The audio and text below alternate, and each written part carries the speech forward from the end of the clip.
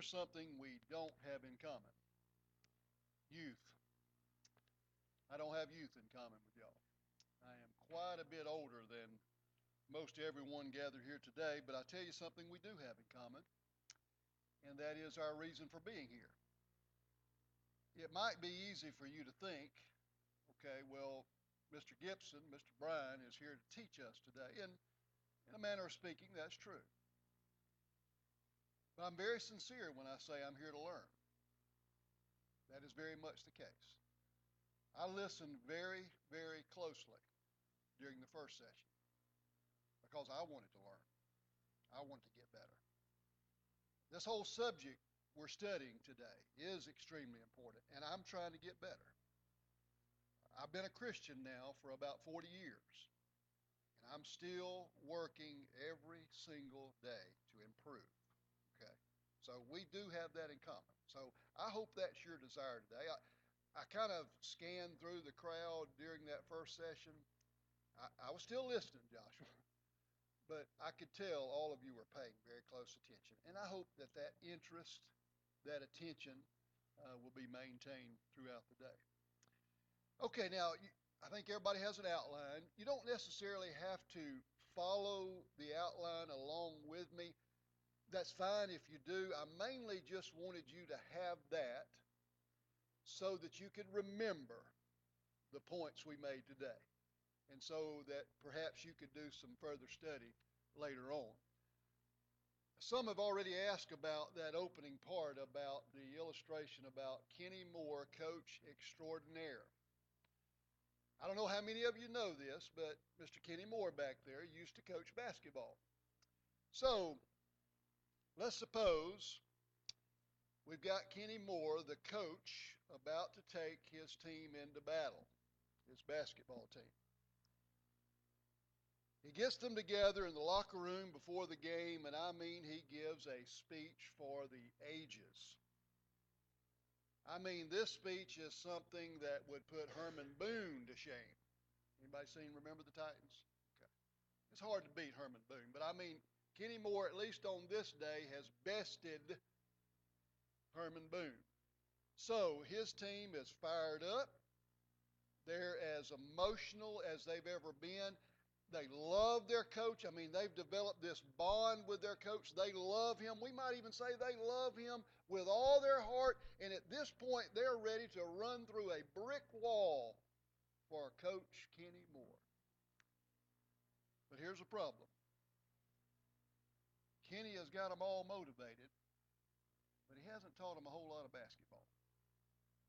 I mean, they've done very few drills. They haven't learned any offensive and defensive sets. I mean, they're fired up and they're ready and they're motivated and they love their coach. But they don't know what to do. And so they get out there, and for a while, boy, they hang with the other team. I mean, there's so much emotion on their part that they're doing well for a period of time. But let me just cut to the chase. Let me cut to the end of the game, to that final buzzer. The score's about 100-35. Okay. Well, they did great for a while. But boy, when that emotion wore off and it got to a point where they had to actually execute and do the things that are required to win a basketball game, they weren't ready for that. Do you see where I'm going with this? In the same way, it is certainly possible for our hearts to be on fire for the Lord. It is certainly possible for us to be just filled with zeal and yet not know what to do in order to serve the Lord. And we're fired up. We're motivated. You might even say there's love in our hearts for God, and yet as far as the details of that service and what it is precisely that we need to do to serve Him, we're deficient in that area. And so that's a problem, right? That's a problem. Basically, what I'm trying to say here at the beginning is a heart without understanding. A heart without understanding is not a whole heart. That's what Joshua talked about. Serving God, loving God wholeheartedly. Well, if that function of understanding is not present, then it's not a whole heart. Let's go back to Mark 12, the passage that I believe Joshua started with today. Mark chapter 12, we won't read the entire passage, but I do want to kind of pick up with a few of the verses there. Obviously, Jesus is answering the question, as Joshua pointed out earlier, about which is the first and greatest commandment. Verse 30, and you shall love the Lord your God with all your heart, with all your soul, and with all your mind, and with all your strength. This is the first commandment. And then, of course, after he says this, the scribe says, okay, that's a very good answer. He's in agreement with Jesus on that. And then in verse 33, this is how the scribe replies to Jesus. And to love him with all the heart, with all the understanding, with all the soul, and with all the strength, and to love one's neighbor as oneself is more than all the whole burnt offerings and sacrifices. You see that understanding function of the heart mentioned there? One of the tasks that I have in this session today is to show you from the Scripture how vital an understanding heart is to everything we do in religion. How an understanding heart really is the foundation for everything else we do in service to God. It's even the foundation for what Joshua talked about in the very first lesson. How is it that I'm going to come to love God with all my heart and with all my soul?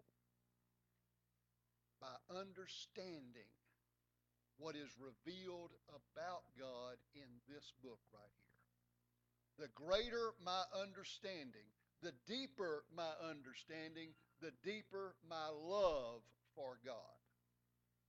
And so understanding is critical. The understanding of truth, the understanding of this revelation that God has given to us. Now, just to kind of get us oriented toward thinking about how vital this understanding is. Y'all are familiar with the parable of the sower, right? It's one of the most well-known parables that Jesus taught. According to the parable of the sower, who is it who patiently and consistently bears fruit? You know, some of the other ones kind of dropped off there after a while, right? You remember some of them kind of started out okay, but then ran into some problems. But who is it, according to Jesus in that parable, who patiently and consistently bears fruit? Do you remember?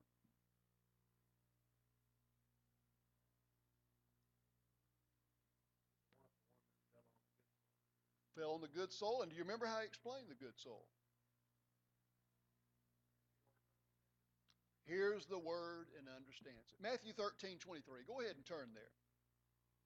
Matthew 13 and verse 23.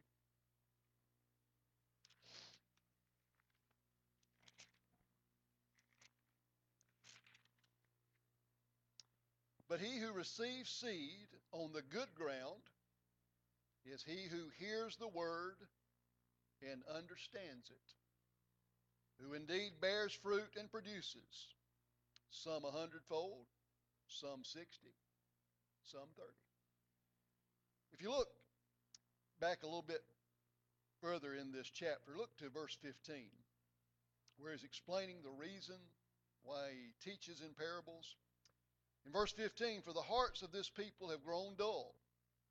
Their ears are hard of hearing, and their eyes they have closed, lest they should see with their eyes and hear with their ears, lest they should understand with their hearts and turn, so that I should heal them. So do you see how this function of understanding is made vital by Jesus here? That understanding function of the heart is critical. And without it, It's not a whole heart. He says if people would understand, if they would really listen, if they would really listen with a soft heart and understand what I'm saying, then they would turn. They would turn to me and they would serve me. They would love me if they would hear with this soft heart and understand what I'm saying to them. According to 1 Corinthians 14, and I know this is kind of throwing this out at you, and maybe it's something you hadn't studied at least recently. But according to 1 Corinthians 14, what is the key to effective, God-pleasing worship? Is it that we've all been worked into a frenzy? Is that the indication of God-pleasing worship, that everybody is fired up, that everybody's almost into a frenzy? Is that the way 1 Corinthians 14 explains it? I study and typically preach from the New King James Version. In the New King James Version, in 1 Corinthians chapter 14, there's a word that appears 9 times in that chapter, or at least a form of the word. And that word is understanding. 9 times in 1 Corinthians 14, in the context of our assembly worship, he uses the word understanding. Understanding of truth. Understanding of truth is the key to effective, God-pleasing worship. Now, that's not the way everybody thinks, okay? We're going to talk a little bit more about this later on, but there's a tendency on the part of many people to want to change what God has revealed to us about the manner in which we should worship. And the reason they want to change it is they figure if we can doctor it a little bit, if we can add a little bit of this or take a little bit of that away, then we can generate more emotion. We can get everybody more fired up. Well, here's the thing. We can do exactly what God has told us to do in our worship. We can limit ourselves to what he has authorized, and we can still be emotional. The understanding, though, has got to come first. Okay? The understanding of truth. We cannot put feelings ahead of truth. Everybody understand that? We cannot put feelings ahead of that. Understanding is the key. How do we know for sure that we're pleasing to the Lord? Let's go to 1 John. I appreciated so much Joshua's use of the various passages from 1 John earlier, but look in 1 John chapter 2. And I won't even tell you the verse right now. This is probably familiar to some of you. In one of the verses there in chapter 2, John says, "Now by this we know that we know him if we are sincere." Is that the answer? By this we know that we know him if we are fired up for him. Is that what he says? What does he say? Now by this we know that we know him what? Verse 3. If we keep his commandments. It's a little bit more objective, isn't it? Than I've got this burning desire inside of me. I know for sure that I'm right with the Lord. I can just feel it. How can I feel this way? How can I be this fired up and what I'm doing still be wrong? There's no way you can tell me that I'm wrong because of the way I feel. Now by this we know that we know him if we keep his commandments. So again, just here in the beginning, I'm trying to get us to see how understanding, the understanding of truth really is vital to everything that we do. One of the reasons why this is so important, and I've kind of already touched on this, and I think this is kind of what Kenny was alluding to in his introductory remarks. There's always been a tendency on the part of religious people to put feelings ahead of understanding. Okay. I sense that there's even a bigger problem with it right now than I have seen in my last 20, 30 years or so. To some people, emotions trump truth. Okay? I mean, that's just a fact. A lot of people feel like emotions trump truth. They're more important than truth. Why should we worry about the details? It's more about how we feel, isn't it?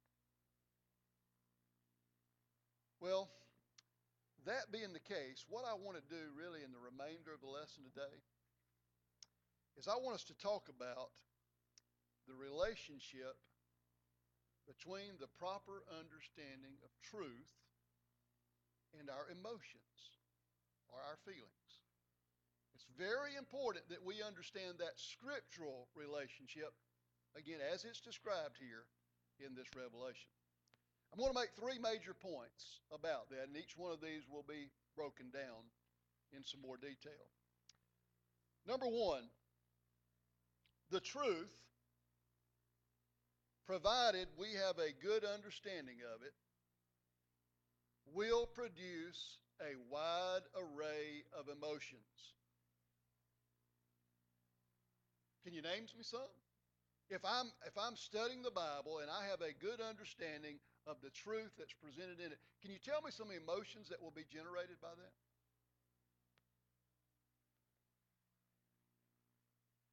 Thankfulness? Absolutely. What else? Don't you think your heart will be filled with gratitude the more you learn about God and His love for us? What else? What other emotions will you experience? Joy, absolutely. One of the reasons John wrote that epistle that Joshua referred to throughout his lesson and that I just referred to a few minutes ago, one of the reasons he wrote it, according to chapter 1 and verse 4, is that our joy might be full. You know, when I read that, you know what that tells me? When I'm reading this book, I'm going to look for things that increase my joy. Okay? And I found them. There's a bunch of them in there. What else? What other emotions? I'm sorry? Fear, absolutely. I tell you what, you study some of those stories in the Old Testament, and boy, they'll strike fear in your hearts. And there's plenty of reason in the New Testament as well. Our God is a consuming fire.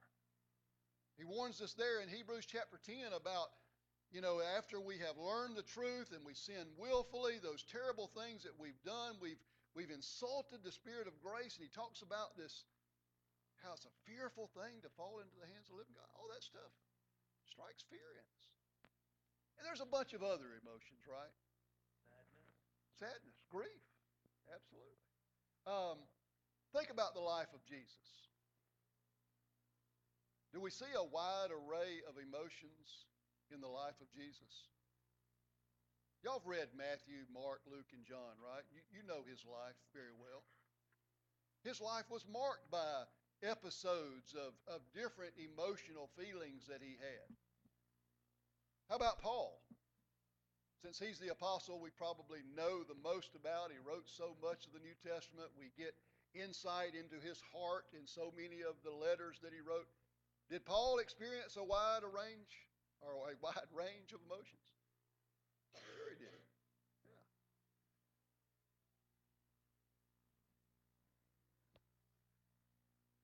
When I look at Jesus in some of the various passages that describe his emotion, and when I look at Paul and the emotions he experienced in those various passages, again, it's clear to me that the deepest emotions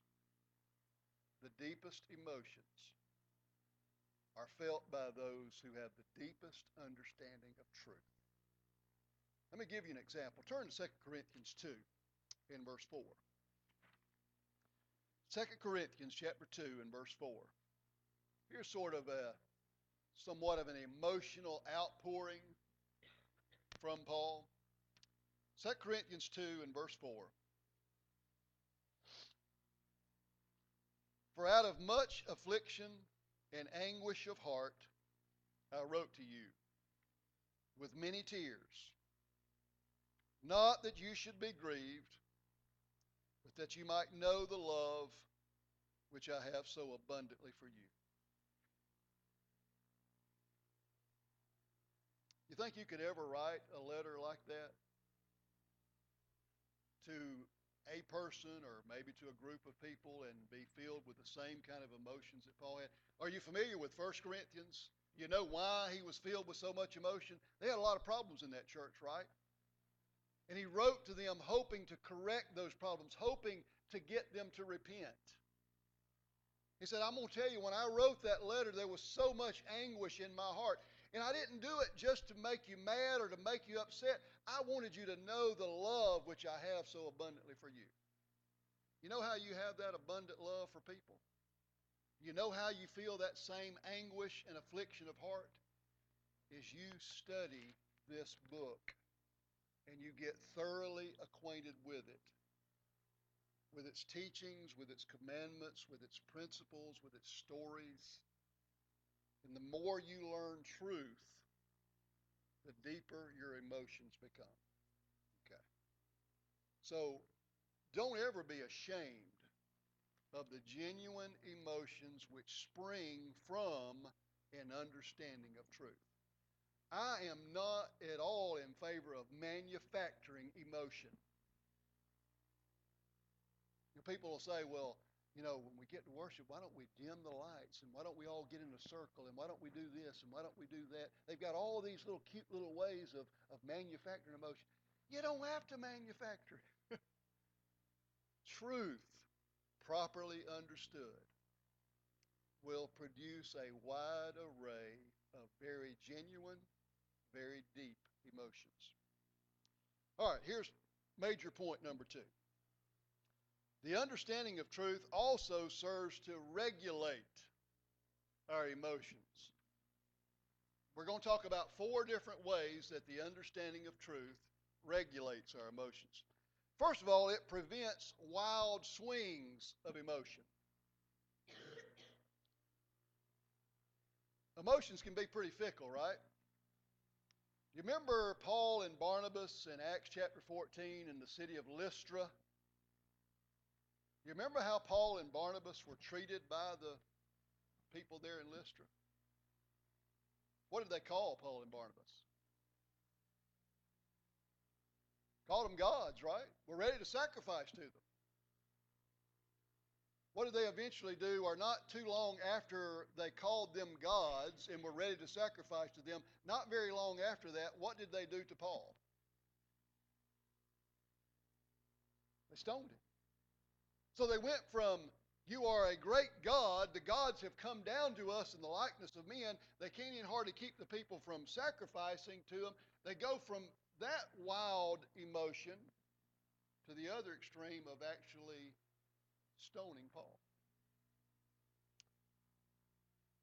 Remember in Galatians chapter 4, Paul talked about the manner in which those brethren had received him. He says, you received me as an angel of God. He said, if it would have been possible, you would have plucked out your eyes and given them to me. Now what was Paul to them? He was an enemy. You see the wild swings of emotion? You know what truth does? Truth prevents these wild swings of emotion. You don't feel one way 1 minute and then entirely different the next. Have you ever known Christians like that? Okay. Really fired up 1 minute, and it seems like everything's going well for them. They're very happy. They're very supportive of the elders, very supportive of the preacher. What can we do to help? And then the next minute, they're as mad as they can be, and they're causing all kinds of problems. And it's like, well, what happened to them? You know what steadies us? You know what steadies us? It keeps us from going from one extreme to the other. The understanding of truth. Okay. It prevents these wild swings. A second way that understanding regulates our emotions is it keeps these emotions from being misdirected. It instead directs our emotions in keeping with truth. In Acts 7, in verse 41, Stephen there is talking about what the Israelites did at Mount Sinai. And it says they rejoiced in the work of their own hands. What was it that they had done with their own hands? What had they made? They'd made a golden calf. Was that pleasing to God? No, not at all. But were they happy about it? Sure, it says they rejoiced in the work of their own hands. You think that's going on in religion any today? Is there a lot being done in religion today that is the product of man's thinking rather than God's? Sure. But people are rejoicing in it, right? They think it's the most wonderful thing in the world. And they would have you to believe that it's the most wonderful thing in the world. They are, in a sense, rejoicing in the work of their own hands. Joshua mentioned earlier 1 Corinthians 13 and the way love is supposed to act. You remember what love does not do? It rejoices in the truth, but it does not rejoice in what? What's the opposite of truth? It does not rejoice in iniquity. Love does not rejoice in iniquity. I can't get happy about sin. Even if it looks like whatever it is that I'm doing is doing some good. Even if it looks like what I'm doing is getting people all fired up, if it's sin, I don't rejoice in it. Okay. And see, an understanding of truth makes sure that my emotions are channeled in the proper way. That my emotions are channeled in a way that's keeping or in keeping with truth. Kind of mentioned this sort of saying a little bit earlier today, but the basic mantra of some people is, how can this be so wrong when it feels so good? Now, people may not say it quite that brazenly, but that's really the attitude behind it. In James chapter 4, James was addressing some of his very worldly-minded readers. And they were a little bit too happy about some things that they should not have been so happy about. And here's what he tells them in verse 9. Let your laughter be turned to mourning and your joy to gloom. The things that you're laughing about, you really should be mourning about them. The things that you're joyous about, you really ought to be gloomy about those things. I know that these emotions are deep, and I know that you feel them, but they're wrong. You see what I'm talking about? Truth keeps our emotions in harmony with truth. Okay. That understanding is so critical. John, writing there in 3 John, says, I have no greater joy than to hear that my children are walking in truth. All right, young ladies, let me ask you a question real quick before we move on.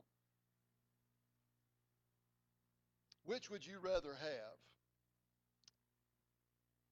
I know some of you are still very much eligible. You're still looking for that man of your dreams. Which would you rather have?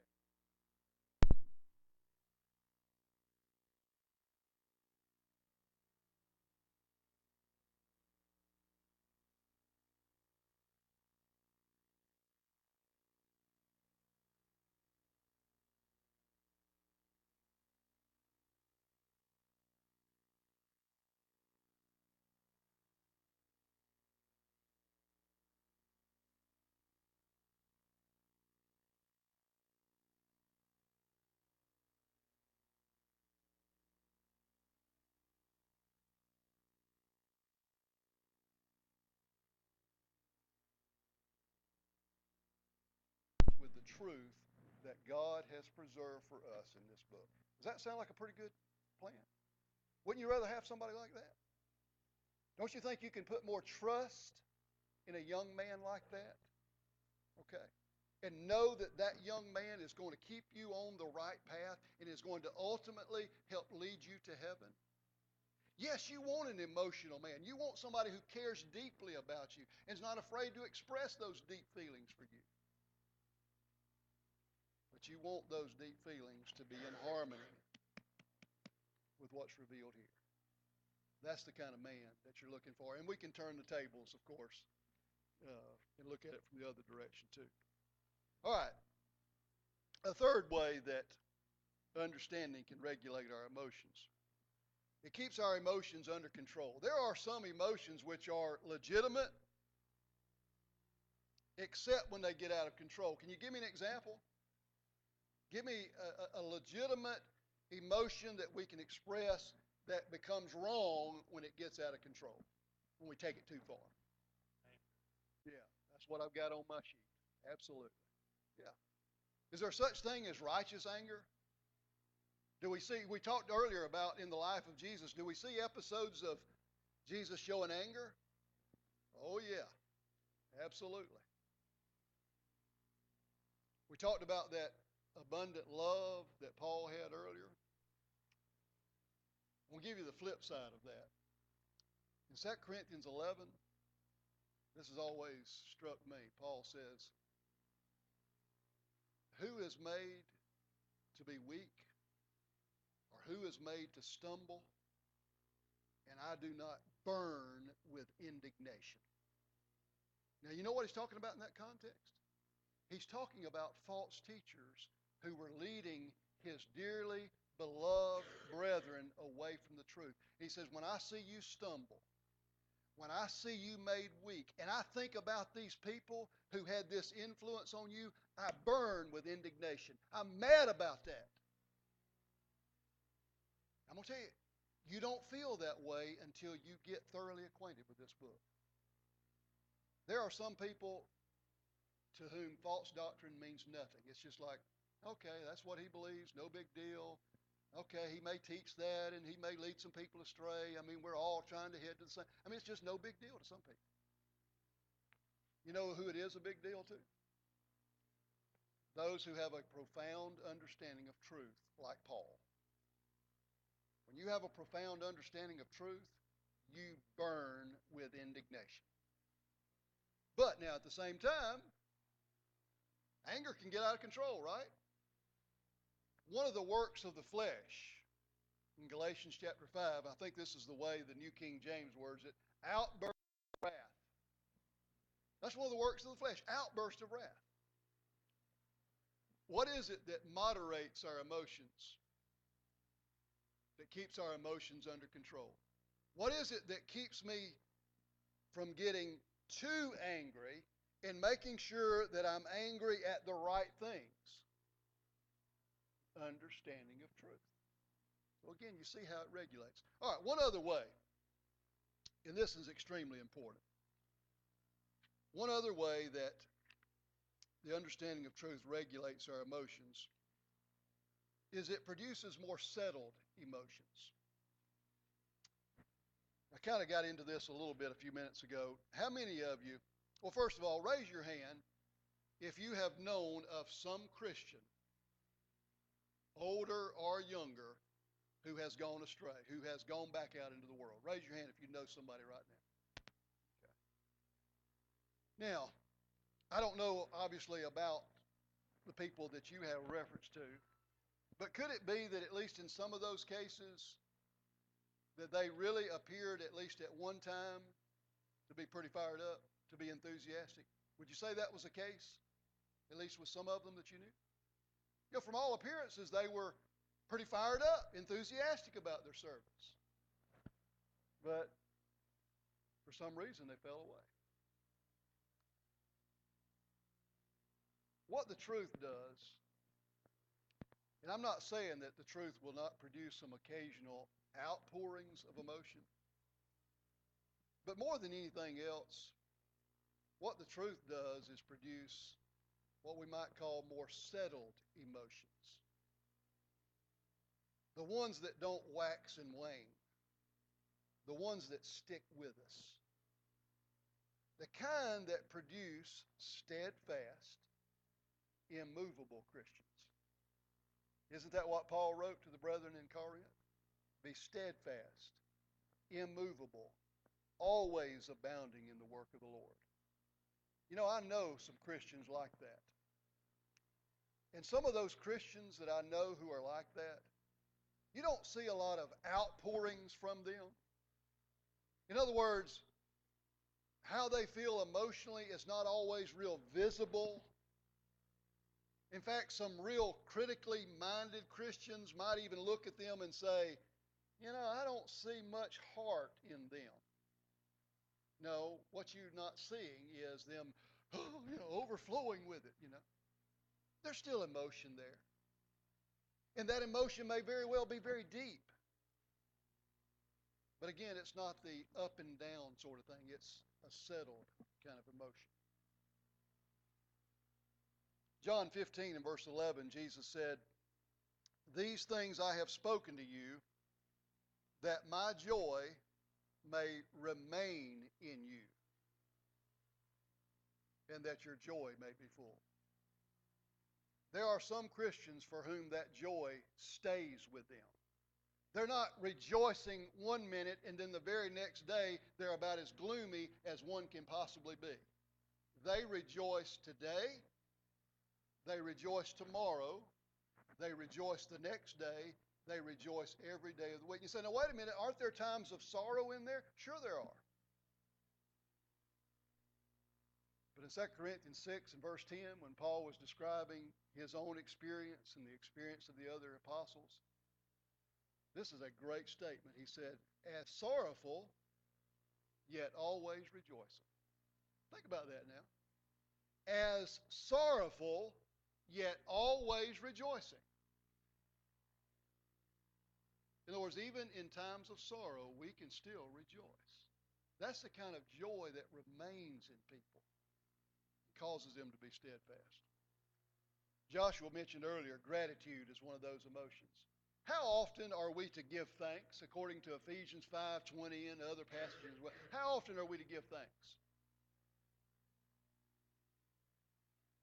5 days a week, right? Maybe one time a day. Is that how often? Always. Ephesians 5:20. Give thanks always. So we're talking about the truth producing the kind of gratitude that enables us to do that. Again, you'll have some Christians who every great now and then they'll be so overcome with emotion. I just want to thank God for what he has done for me. And that's fine. But yet they may go for a period of time where, that expression of gratitude is almost absent. You see what we mean by the more settled emotions that the truth produces? A gratitude that enables us to give thanks always. A joy that sticks with us even in times of sorrow. Fear was mentioned earlier as one of those emotions. A fear that stays with us, that causes us to steer away from evil. What is it? Proverbs 8 and verse 13 says, the fear of the Lord is to hate evil. Well, again, that's something that just stays with us. So, again, it's very important that we see how truth regulates our emotion. Now, third major point about the understanding of truth. The understanding of truth will root out certain emotions. Some that have no place in the life of a Christian. Can you tell me an emotion that has no place in the life of a Christian? It just ought to be eliminated completely. I'm sorry? Jealousy? Sure, that's great. And the one that's kind of a twin of jealousy would be what? Envy, right? Envy, jealousy. How about bitterness? You know any Christians who are bitter? Unfortunately, I know a few, okay? Those have no place in the life of a Christian. You know what the truth does? It uproots those. And you know how it does it, specifically in the case of the ones that we just mentioned? Did Jesus have anything to say about self-denial? It's pretty emphasized New Testament principle, isn't it? If anyone would come after me, let him deny himself, take up his cross, and follow me. Joshua mentioned earlier the Luke 14 passage. If anyone does not hate his father and brother and mother and sister, yes, and his own life also, he cannot be my disciple. So what's at the root of envy and jealousy and bitterness? What's at the root of those sins? I'm pointing to it. Self-centeredness. You cannot properly understand truth and properly put that truth into action and still feel bitterness and envy and jealousy. Once that love of self has been removed. How about Philippians 2, verses 3 and 4? Let each of you look out not only for his own interest, but also for the interest of others. And then who does he go on to give as the ultimate example of someone who did that? Who does he give as an example? Philippians 2. Jesus Christ, right. Okay. All right. Just about to the end here. Let me give you two warnings, kind of based on everything that we've said, and these are on your handout as well. Resist any and all efforts to change God's plan for any reason, including the desire to generate more emotion. You know what we all need really more than anything else? We need conviction. We need conviction of truth. Now, do you think that conviction will produce emotion? Absolutely. Absolutely. So, again, don't try to change anything about God's will to make you feel better. You get in line with what God has said to do, and the emotions or the feelings will come. Second warning, don't judge others to be unemotional or lacking in spirituality simply because they show very few outward displays of emotion. There's a far better way to judge the depth of one's faith and love and their spirituality in general, and that's by their consistent service to the Lord. And again, I know a lot of very fine Christians like that. I see a lot of, in some cases, young Christians. It's not always young Christians. But I see them criticizing some of their older brethren. They'll say, they ain't got any passion. I'm sick and tired of all these passionless brethren. Be careful about going there. Be careful about going there. I don't know if you know that or not, really. Okay. Again, from your young eyes, from your young perspective, you're not seeing that overflowing emotion sometimes. And look, in some cases, they may be dead, okay? They may be. I'm just saying that's an awful hard thing to judge. But don't you think for someone to consistently serve the Lord for many, many years, don't you think there have to be some emotions deeply rooted in that person for them to be able to do it for that long and to do it for that well, or do it that well? I believe so. So be careful about judging those people. In conclusion, Jesus said in John 6 and verse 38, "For I have come down from heaven to do what feels best to me." Is that what Jesus said? I have come down from heaven to do what will fire me up and get others fired up too. Is that what Jesus said? Can anybody complete that statement for me? What did he say?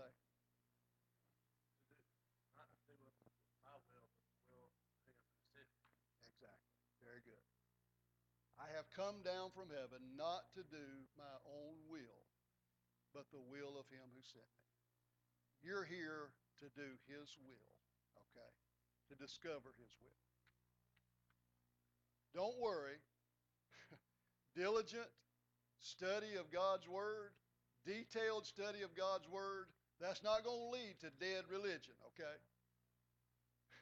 It's going to lead to something far from that, okay? I believe you'll be pleasantly surprised by the deep emotions, the settled deep emotions you experience, the more you come to understand truth. Thank you so much for your good attention.